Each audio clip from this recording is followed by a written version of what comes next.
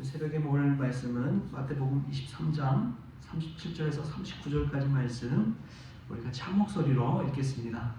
예루살렘아 예루살렘아 선지자들을 죽이고 내게 파송된 자들을 돌로 치는 자여, 암탉이 그 새끼를 날개 아래에 모음같이 내가 내 자녀를 모으려 한 일이 몇 번이더냐.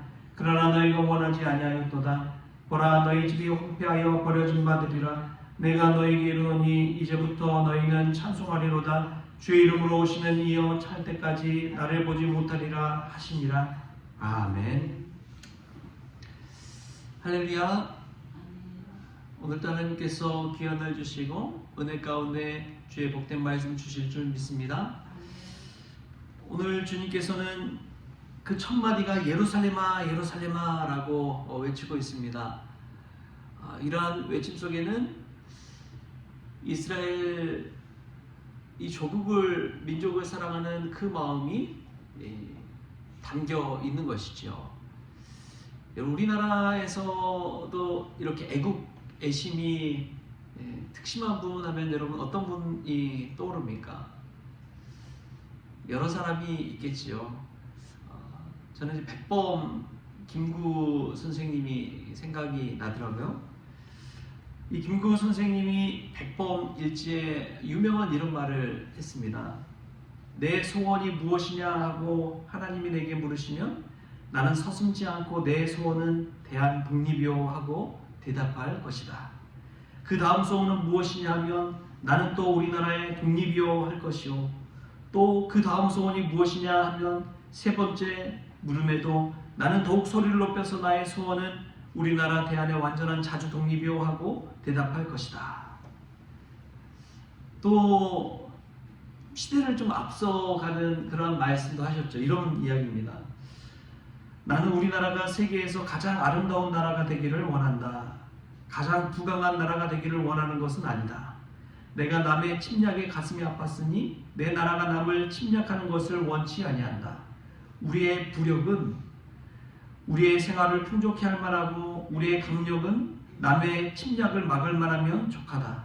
오직 한없이 가지고 싶은 것은 높은 문화의 힘이다. 문화의 힘은 우리 자신을 행복되게 하고 나아가서 남에게 행복을 주겠기 때문이다.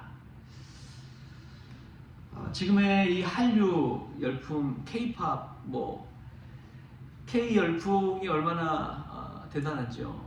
세계적으로도 우리나라를 인정해 가고 한국어를 한글을 배우려고 하는 문화가 얼마나 점점 높아져 가는지요. 백범 김구 선생이 바랬던 그 문화의 힘을 우리 한국이 그 길을 향해서 나아가고 있지 않나는 생각이 듭니다. 나라를 사랑하는 마음, 그 마음은 자기 자신의 개인적인 이기심보다도 나라 민족을 향해서 자신의 힘을 아낌없이 쏟게 하는 것이죠.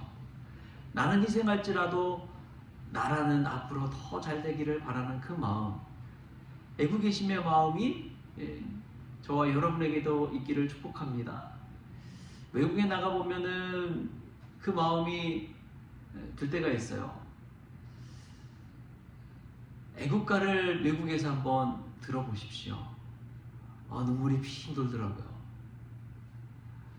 애국가를 그냥 우리나라에서 부르는 것하고 외국에서 타지에서 외롭고 힘든 유학생활이나 또 힘든 일을 하면서 사는 이가 애국가를 부를 때 그 심정은 전혀 다릅니다. 눈물이 막 나요. 애국가만 불러도. 그래서 외국만 가면 애국자가 된다고 그러잖아요. 근데 우리 예수님도 애국 애심의 마음이 있으셨습니다. 물론 온 인류를 위해 십자가에 달려 죽기까지 하셨지만 얼마나 이스라엘 조국을 또 민족을 사랑했으면 예루살렘아 예루살렘아 하고 외치셨겠습니까? 여러분, 성경에 2번 나온다는 것은 대단한 강조의 의미가 있고 거기에는 하나님의 마음이 담겨 있습니다. 아브라함 부를 때도 급할 때 한 번만 부릅니까? 아브라함아 아브라함아 부르잖아요. 창세기 22장 모리아산 사건에서 아브라함아 아브라함아. 오늘 하나님께서 우리를 향한 그 마음이 이 외침 가운데 있는 줄 믿습니다. 예루살렘아 예루살렘아 부르시는 그 예수님의 그 마음, 애통해야 하는 그 마음, 그 마음이 여기에는 담겨 있는 것이죠.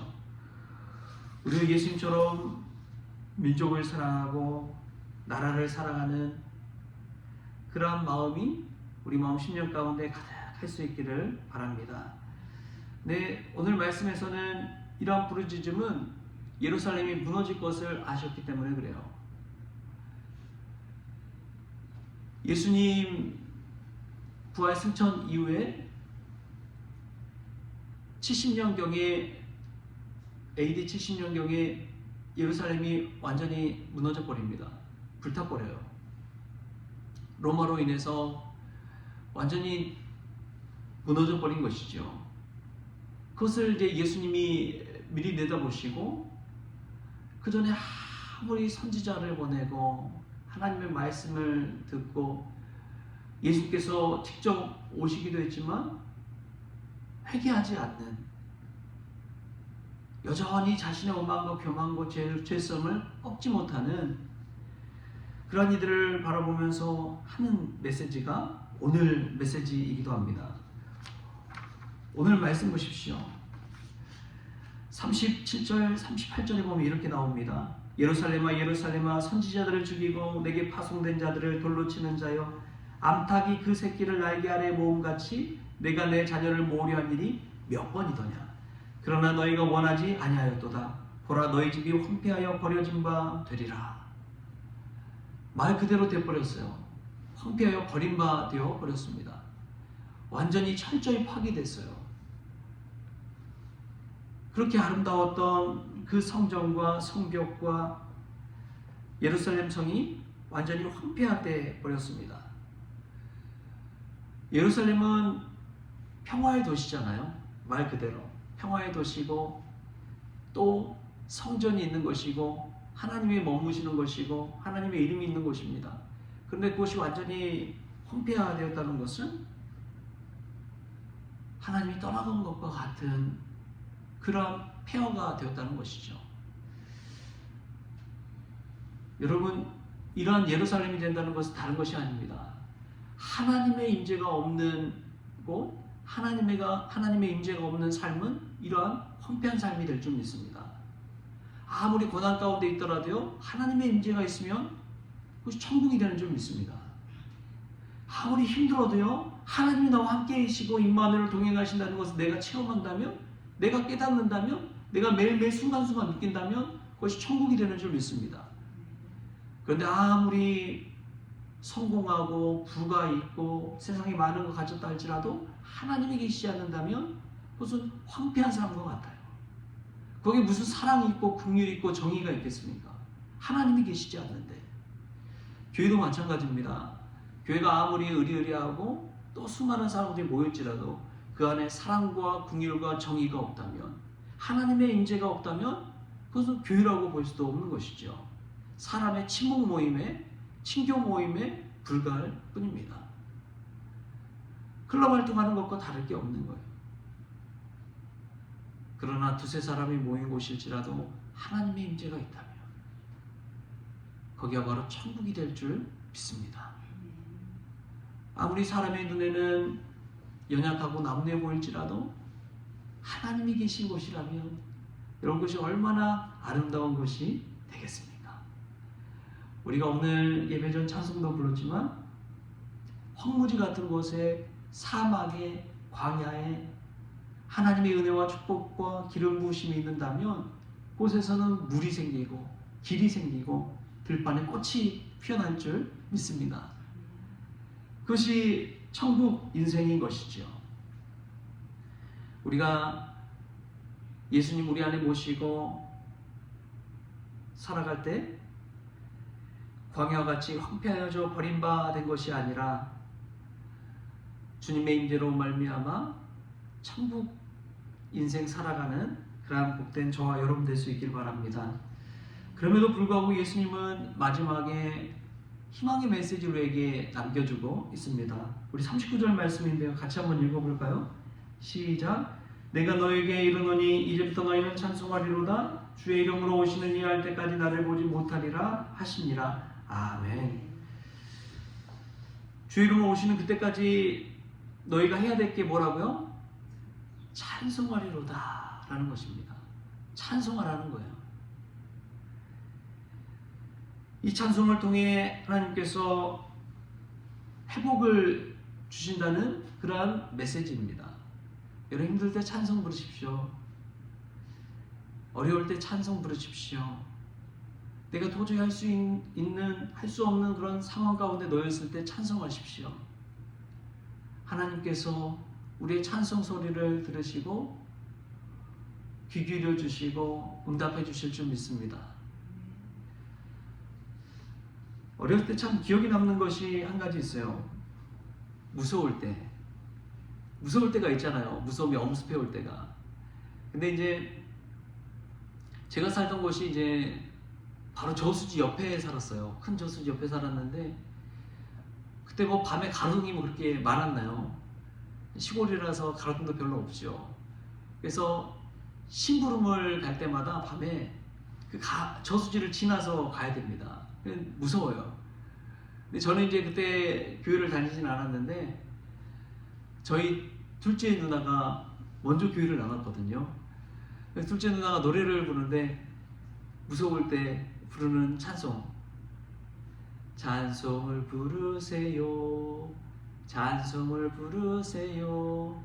놀라운 일이 생깁니다. 찬송을 부르세요. 이 찬양, 이 복음성가를 그냥 부르면서 막 가는 거예요. 근데 그 부르는데 두려움이 사라지고 기쁨이 넘치게 되는 것을 보게 되었습니다. 여러분 그렇습니다. 찬송 부를 때 우리 인생 가운데 놀라운 일이 펼쳐질 줄 믿습니다. 내가 버틸 힘이 없지만, 내가 능력이 없지만, 내가 자격이 없지만 찬송하며 하나님 앞에 나아갈 때 하나님께서 우리 가운데 성령으로 충만 임재해 주실 줄 믿습니다. 여러분 찬송 한번 불러보세요. 길 가다가도 찬송을 불러보세요. 그럴 때 하나님께서 주시는 은혜가 있는 것이지요. 요즘 책을 한 권 읽고 있는데 수필집입니다. 근데 그분이 감옥에 갇혀서 생활하는데 믿는 신자예요. 목사님이고. 근데 그분이 찬송가를 자기가 불렀으면 좋겠는데 휘파람으로 가사가 생각이 안 나니까 휘파람으로 찬송을 불렀다는 거예요. 그러면서 드는 생각이 찬송에 휘파람으로 부르는 찬송도 있으면 좋겠다.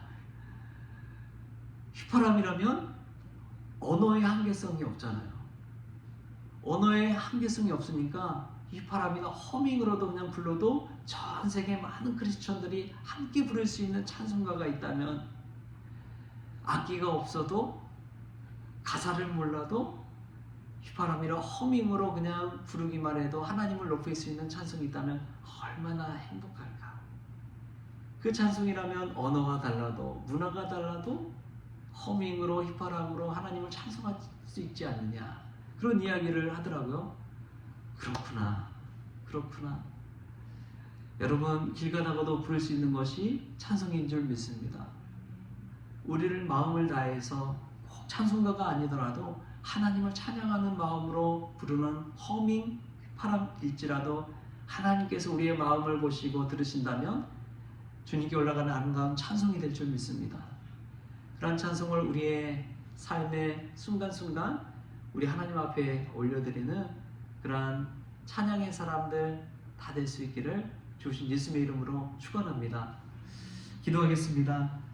하나님, 예수님처럼 우리도 예루살렘아 예루살렘아 부르는 나라를 사랑하고 민족을 사랑하는 크리스천이 되기를 원합니다. 또 주님, 너희 집이 황폐하여 버려진 바 되리라 말씀하셨지만 하나님의 임재가 떠난 집이 황폐한 집이라는 것을 깨달았사오니 우리가 매일매일 하나님의 임재를 경험하는 천국 인생 누리게 하여 주옵소서. 아무리 힘들고 어려울지라도 주의 이름으로 오시는 이를 찬송하는 그 찬송을 포기하지 않게 하시고 힘들수록 고난 가운데 있을수록 더 주의 이름을 높이며 찬송 부르며 나아가는 저희들 될 수 있도록 주님께서 주장하여 주옵소서.